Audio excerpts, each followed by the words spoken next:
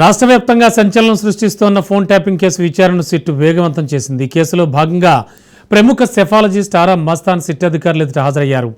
ఆరా మస్తాన్ విచారణలో సంచలన విషయాలు వెలుగులోకి వచ్చాయి.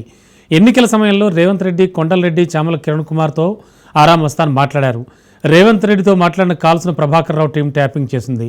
2020 నుంచి ఆరా మస్తాన్ ఫోన్ను ప్రభాకర్ రావు టీం నిఘాలో పెట్టారు. సిట్ అధికారులు స్టేట్మెంట్ రికార్డ్ చేశారని తెలిపిన ఆరా మస్తాన్తో మా ప్రతినిధి Ratna face to face. Phone tapping కేసులో సిట్ అధికారుల దర్యాప్తు వేగవంతంగా కొనసాగుతోంది. యొక్క ఫోన్ ట్యాపింగ్ కేసుకు సంబంధించి సిట్ అధికారుల విచారణను ఎదుర్కొని ఆయన యొక్క స్టేట్మెంట్ను ఇవ్వడం జరిగింది. ప్రముఖ సెఫాలజిస్టు ఆరా మస్తాన్ గారు, ప్రజెంట్ ఆరా మస్తాన్ గారు మనతో ఉన్నారు. ఆయనతో మాట్లాడదాం. అసలు ఆయన ఫోన్ ఎప్పటి నుంచి ట్యాప్కు గురవుతోంది, దర్యాప్తు అధికారులు ఏం ప్రశ్నించారు, ఆయన ఎటువంటి సమాధానాలు చెప్పి తెలుసుకునే ప్రయత్నం చేద్దాం. ప్రస్తుతం మనతో ఆరా మస్తాన్ గారు ఉన్నారు. సార్, మీ ఫోను ట్యాప్కు గురైనట్లు మీకు ఎప్పటి నుంచి ఐడెంటిఫికేషన్ అనేది అయింది? ఇప్పుడు దర్యాప్తు అధికారులు మిమ్మల్ని ఏం ప్రశ్న చేశారు, ఏం చెప్పారు? అంటే ఫోను ట్యాపింగ్ అవుతున్నట్టు, ఫోను హ్యాక్ అయినట్టు నేను 2020 నవంబర్లో జరిగినటువంటి జిహెచ్ఎంసీ ఎలక్షన్స్ అప్పుడు గుర్తించాను. సరే, గుర్తించినా కూడా నేనేమి సెల్ టెక్నాలజీ తెలిసిన వ్యక్తిని కాను. నా క్లయింట్కి ఆ రోజు చెప్పడం జరిగింది, ఇలా మన ఫోన్లు ట్యాప్ అవుతున్నాయని. సో ఆయన కూడా ధృవీకరించారు.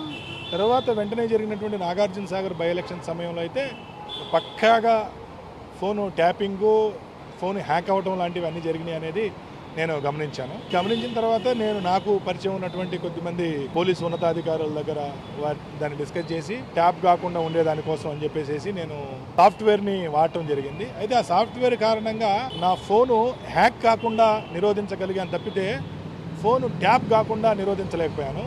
ఎందుకంటే ట్యాపింగ్ అనేటువంటిది సర్వీస్ ప్రొవైడర్ ఎవరైతే ఉన్నారో, వోడాఫోన్ కానీ, ఐడియా కానీ, లేదంటే ఎయిర్టెల్ కానీ, వాళ్ళు అఫీషియల్గా పోలీస్ డిపార్ట్మెంట్కి ఇచ్చేటువంటి కాల్ రికార్డ్ అనమాట అది. సో సహజంగా వాళ్ళు ఏం చేశారంటే మా నంబర్లన్నీ కూడా, అంటే అనేక మంది నాతో పాటు అనేక మంది ప్రముఖులు, అనేక మంది రాజకీయ నాయకులు, మంత్రుల యొక్క నంబర్లన్నీ కూడా ఈ ఎక్స్ట్రీమిస్టు వాళ్ళ జాబితాలో పెట్టారు.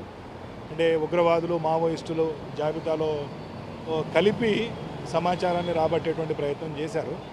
సో నాకు 2 నంబర్లు ఉన్నాయి. నా 2 నంబర్లు కూడా అనేక రోజులుగా ట్యాప్ అయినట్టుగా అనేక రికార్డ్స్ ఈరోజు అధికారులు నాకు చూపించడం జరిగింది. అనేక మందితో నాకు పరిచయం ఉన్న అనేక మంది రాజకీయ నాయకులతో నేను మాట్లాడినటువంటి ఫోన్ రికార్డ్స్, వాయిస్ రికార్డ్స్ కానివ్వండి, సిడిఆర్ కానివ్వండి చూపించడం జరిగింది.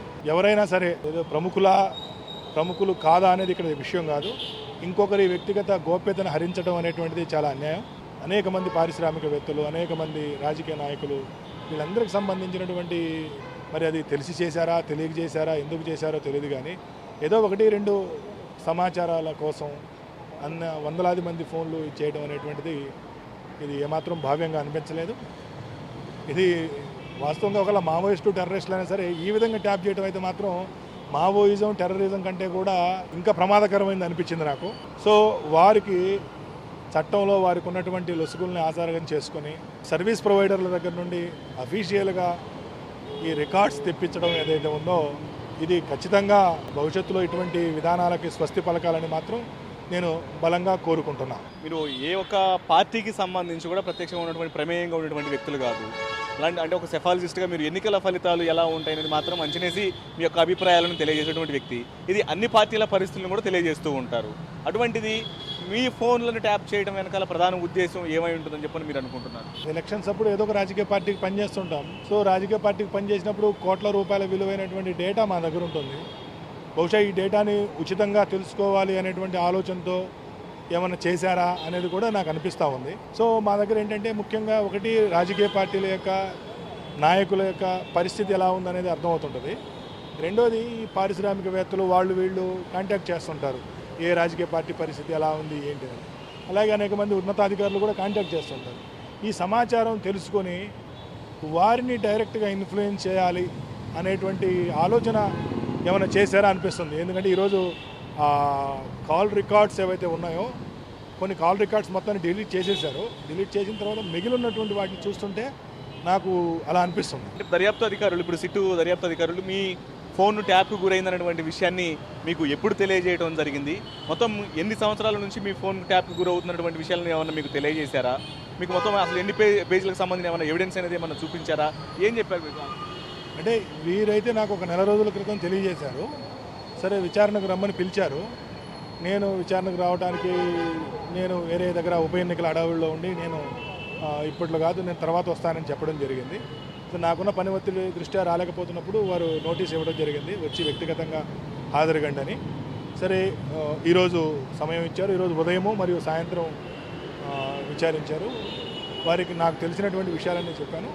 బట్ నాకు సంబంధించి చాలా సమాచారాన్ని అయితే నా ఫోన్ హ్యాక్ లేదా ట్యాప్ చేసినటువంటి వ్యక్తులు సంపాదించారనేది మాత్రం ఈరోజు వీరి దగ్గర తెలిసింది. అయితే వీరి దగ్గర కూడా అంత డేటా లేదు.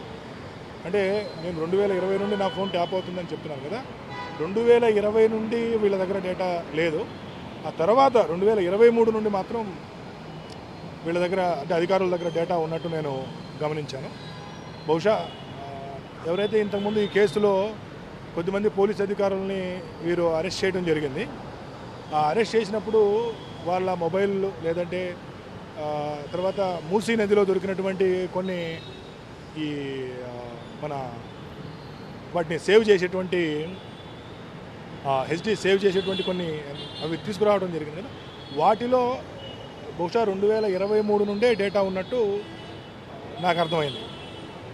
అంటే మీ ఫోన్ ట్యాప్కు సంబంధించి అంటే ఈ ఫోన్ ట్యాప్ చేయడం అనేది మావోయిస్టులు లేకపోతే నక్సలైట్లు ఈ రకమైనటువంటి ఆ లిస్టులోనే వీళ్ళలో ఉన్నటువంటి వ్యక్తులుగా మాత్రమే మీ ఫోన్లను ఆ లిస్టులలో పెట్టి ట్యాప్ చేశారా, లేకపోతే ఒక అంటే సెఫాలజిస్ట్ అయి ఉండి కొంతమంది కొన్ని పార్టీలకు మాత్రమే వ్యక్తిగత ప్రయోజనాలు చేకూరుస్తున్నటువంటి వ్యక్తిగా పనిచేస్తున్నారు అన్నటువంటి ఉద్దేశంతో మీ మీద ఫోకస్ చేసి ట్యాప్కు చేయడం జరిగిందా, ఏం చెప్తారు? అంటే విచిత్రం ఏంటంటే నేను ఒక్కనే కాదు, ఇప్పుడు వాళ్ళ డేటా ప్రకారం బండి సంజయ్ గారు, కిషన్ రెడ్డి గారు, ఈటెల రాజేంద్ర గారు, ఆర్ఎస్ ప్రవీణ్ కుమార్ గారు, మేమందరం కూడా మావోయిస్టుల జాబితాలోనే మా పేర్లు, మా నంబర్లు పెట్టి సమాచారం సేకరించడం జరిగింది. సో ఇండియన్ టెలిగ్రాఫ్ యాక్ట్ 1885 ప్రకారము ఐజీ అండ్ అబోవ్ ర్యాంక్ అధికారికి 3 రోజుల పాటు ఫోన్ ట్యాప్ చేసేటువంటి అవకాశం ఉంది. 3 రోజులకు మించి కనుక ట్యాప్ చేయాలి అంటే ఒక స్క్రూటినీ కమిటీ ఉంటుంది. మన హోమ్ సెక్రటరీ యొక్క అనుమతితో స్క్రూటినీకి, ఆ స్క్రూటినీలో ప్రభుత్వ ప్రధాన కార్యదర్శి, అలాగే లా సెక్రటరీ, అలాగే జిఐడి సెక్రటరీ వీళ్ళందరూ ఉంటారు. వీళ్ళ అనుమతి తీసుకుని వీళ్ళ అనుమతి ద్వారా ఒక 6 నెలల వరకు సమాచారాన్ని సేకరించేటువంటి అవకాశం వీళ్ళకు ఉంది. సో చట్టంలో ఉన్నటువంటి ఆ లొసుగుని ఆధారం చేసుకొని వీళ్ళు అనేక మంది నంబర్లు పెట్టడం జరిగింది. ఇక్కడ నా నంబర్, సపోజ్ నా నంబరు సమ్ ఎక్స్ అనే నంబర్ ఉందనుకుంటే, ఈ నంబరు టెర్రరిస్టుదా, మావోయిస్టుదా, ఆరామస్తాందా అనేది ఎవరికి తెలీదు. అంటే వాళ్ళు స్క్రూటీలో కూర్చున్నటువంటి ప్రభుత్వ ప్రధాన కార్యదర్శి గారు కానివ్వండి, లేదంటే లా సెక్రటరీ గారు, జిఐడి సెక్రటరీ గారు, వాళ్ళకి అంత చూసే ఓపిక కానీ తీరిక కానీ ఉండదు. కాబట్టి పనిలో పనిగా అనేక మంది నంబర్లు దాంట్లో పెట్టేసేసి డేటా సేకరణ కోసం పంపిస్తారనేది నాకు ఈరోజు అర్థమైంది. అంతే తప్పితే ఇది ఫలానా వ్యక్తి నంబరు అనేది పంపించరు. ఓన్లీ వాళ్ళకి ఉగ్రవాదులు, మావోయిస్టులకు సంబంధించిన సమాచారం సేకరించేటువంటి హక్కు మాత్రమే ఇండియన్ టెలిగ్రాఫ్ యాక్ట్ 1885 ప్రకారం ప్రభుత్వానికి ఉంది. ట్యాప్ అనేది 2020 నుంచి కూడా తన మొబైల్ని ట్యాప్ చేస్తున్నట్లు తాను ఐడెంటిఫై చేశాను. సో ఈ విషయాన్ని ఇటు సిట్ అధికారులు 2023 నుంచి తన ఫోన్ ట్యాప్కు గురవుతున్నటువంటి విషయాన్ని కూడా తమకు చూపించడం జరిగింది. వాటికి సంబంధించినటువంటి పూర్తి వివరాలన్నింటినీ కూడా అధికారులకు అందజేశాను. తమ ఫోన్ ఏ రకంగా ట్యాప్కు గురైందో ఆ విషయాలన్నింటికి సంబంధించి కూడా సిట్ అధికారులు తనకు సమాచారాన్ని ఇవ్వడం జరిగింది. అధికారులకు పూర్తిగా స్టేట్మెంటు అంటే సాక్షి వాంగ్మూలాన్ని ఇచ్చాను. దీనికి సంబంధించి తన యొక్క విచారణ పూర్తయిందన్నట్టు కూడా ప్రముఖ సెఫాలజిస్టు ఆరామస్తాన్ తెలియజేస్తున్నారు. కెమెరా పర్సన్ భిక్షపతితో రత్నకుమార్, సిట్ కార్యాలయం నుంచి.